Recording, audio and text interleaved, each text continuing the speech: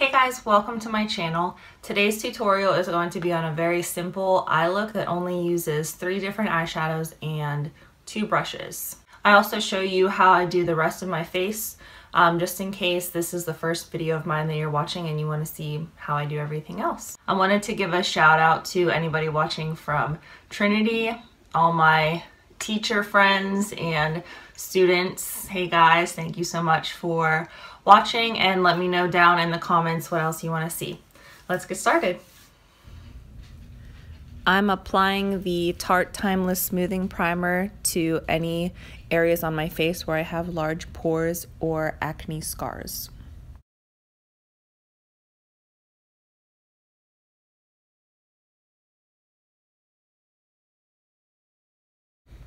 Next, I'm applying the Makeup Forever HD foundation in the color 117. I take 1 pump for one side of my face and 1 pump for the other side. And I don't do my forehead because I have bangs. And I'm using the Morphe M439 brush, and I am bouncing this and kind of pressing it into my skin.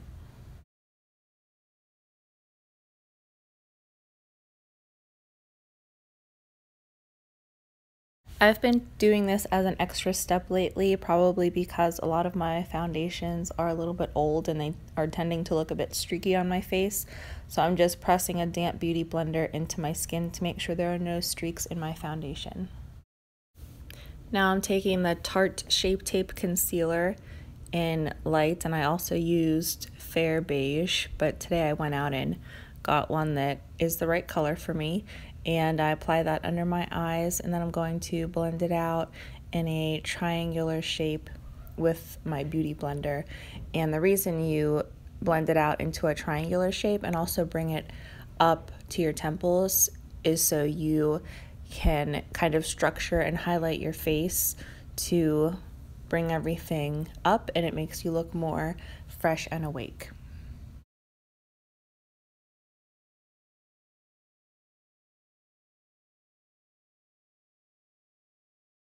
Now I'm taking the Laura Mercier translucent setting powder to set my concealer and foundation.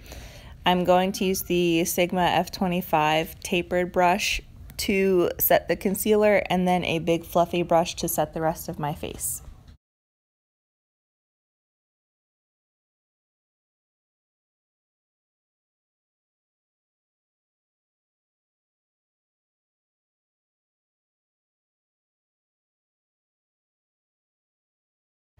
If you're wearing eyeshadow, this is the most important step that you have to take. This is an eyeshadow primer, and you can also use a concealer. I know NYX makes one for around $10. So what I'm doing is just applying a very, very thin layer to my eyelids. What this will do is help to cancel out any redness, purple discoloration on your eyes. And it also makes the eyeshadow stick, last longer, and it prevents creasing. You can also use your finger or your beauty blender to apply this. Now for brows. I actually have a love-hate relationship with doing my brows. I love how it looks when I'm done and how it frames your face, but I hate doing it every day because I do it the same way every day, and it's, you know, you don't really get to be creative like you do with other aspects of makeup. But how I do it is I draw a line underneath my eyebrows, and then I draw a line on top and frame them out the way I want them to be shaped. And then I fill them in and blend it with a spoolie.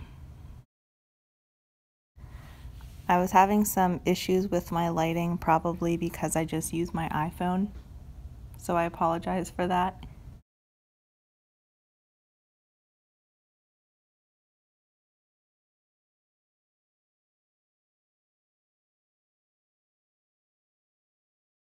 Now that I have them framed out, I'm going to fill them in.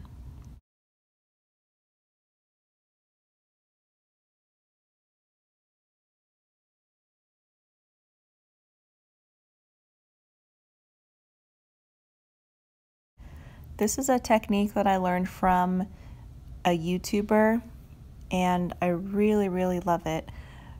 making the inner part or the front of your brow look natural can be a very difficult process. If you put too much product in the front, you can tend to look mean or just generally crazy. So what I do is I push the product, the brow product, into the front of my brow or towards the front of my brow with the spoolie, and it gives it this extremely blended look without any harsh lines in the front of your brow. And you can also clean it up, you know, just with your finger like I do right here, or with concealer. Okay guys, so if you didn't want to do foundation or concealer or brows, the most important thing that you need to have on your eyelids right now is some kind of primer. You can get very affordable ones at the drugstore or from NYX, or you can just use a concealer. So you have to have a base down on your eyelids to make sure that the shadows can stick to something. So I'm going to be using the Lorac Unzipped palette, and I'm going to take a fluffy brush and dip into this color Undercover. It's the lightest one in the palette, and I'm going to use that to set the primer. You can even do this with face powder, just so the primer is not super sticky. It makes it easier to blend. And then I'm actually going to take this e.l.f. eyeshadow C brush. It was probably just a couple dollars. And I'm going to start with a lighter color. I think I'm going to use the color Unreal. It's kind of a light pink. And I'm going to get the product on my brush and then just tap it once to get the excess off. And I'm going to put this on the inner half of my eye, on the eyelid, and then going up past my crease a bit.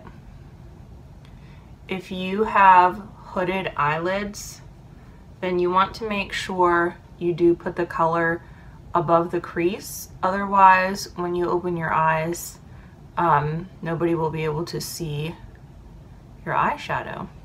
If you're not sure if you have hooded eyes or not, you can look up pictures, you know, on Google. But essentially, hooded eyes is when you have your eyes open and you can't see your eyelids. My eyes, I feel like, are semi-hooded and maybe even a bit deep set, so I make sure that I put any color that I'm using, you know, above the crease so you can actually see it. Okay, so I'm going to take the same brush and I'm going to use a darker color. This is called Uncensored. It's a shimmery brown. I'm going to do the same thing, but on the outer half of my eye instead.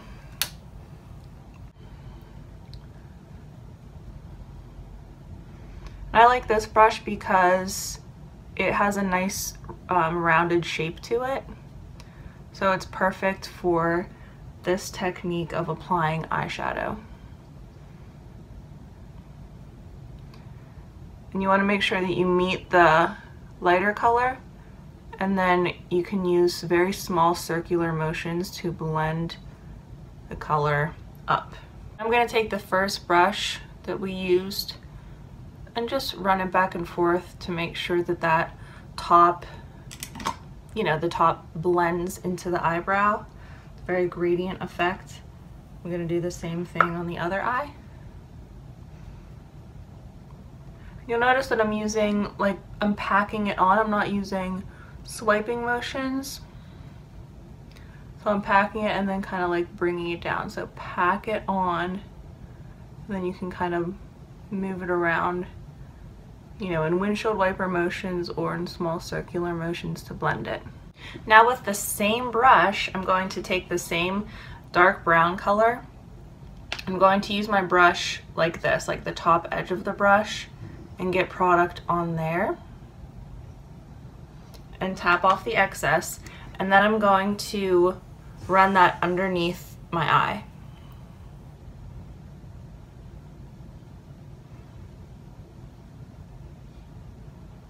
Once you have this part done, you can go ahead and curl your lashes and put on some mascara, but I'm going to do a wing because I just feel like doing that today.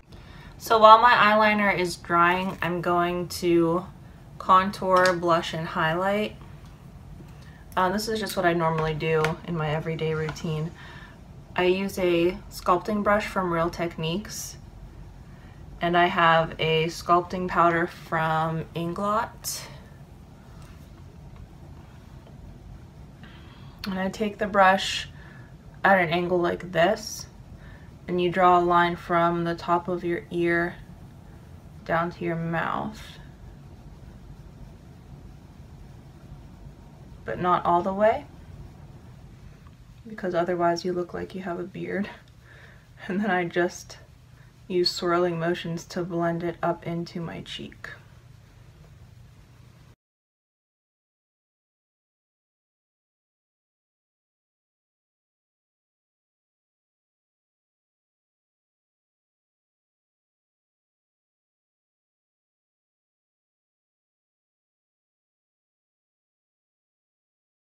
And then sometimes what I like to do, if I think, you know, I brought my contour up too high, I'll just take the brush I used for foundation and just pounce it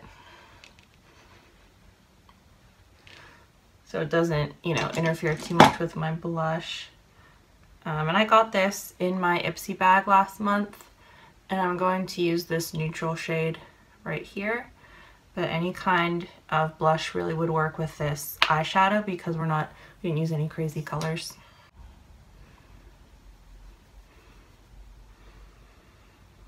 It smells.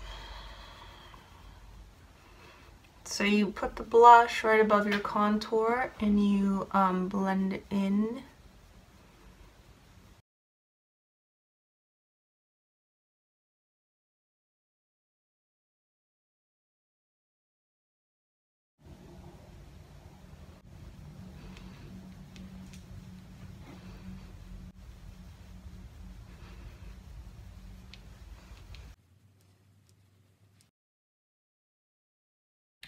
Now our highlight has to be on fleek, of course.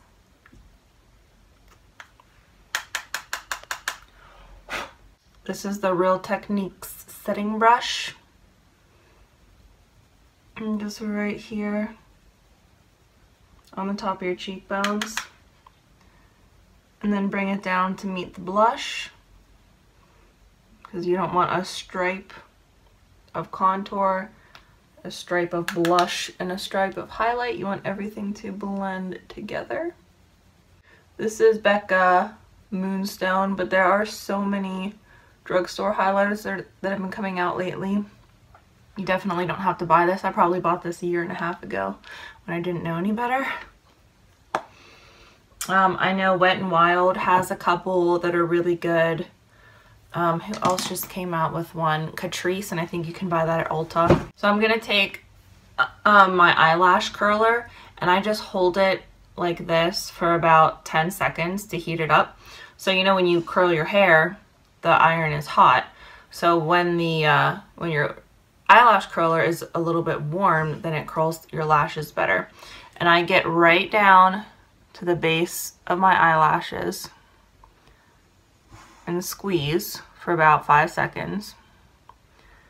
And then I go into the middle of my eyelashes and then towards the end. I'm gonna do the same thing with the other eye, just hold it for about 10 seconds to make it warm. This might sound odd, but I use this mascara for my bottom lashes, and then for my top lashes I use, you know, whatever I have. Right now I've been using this Stila Huge mascara. It's really good. My favorites are this one, the Too Faced Better Than SEX, and Marc Jacobs Velvet Noir. They're all expensive. I mean, again, you can just go on YouTube or Google what the best drugstore mascaras are. You don't have to spend $25 on a mascara. I start at the base of my eyelashes and I wiggle back and forth.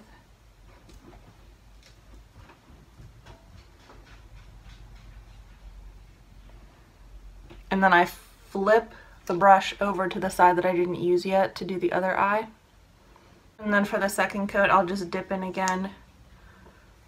No need to like pump the wand. Some people do that, but it actually puts air into the mascara, which dries it out faster.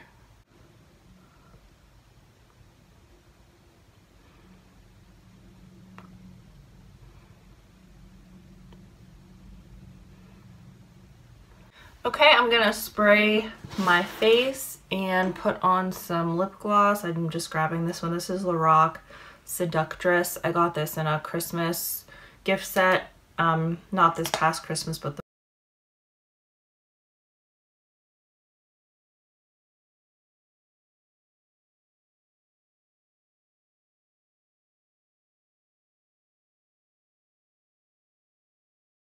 Alright, so now the finishing step that I always take to make my makeup last all day is I use the Urban Decay All Nighter makeup setting spray, and make sure you hold it, you know, like an arm's length away from your face, and close your eyes and your mouth.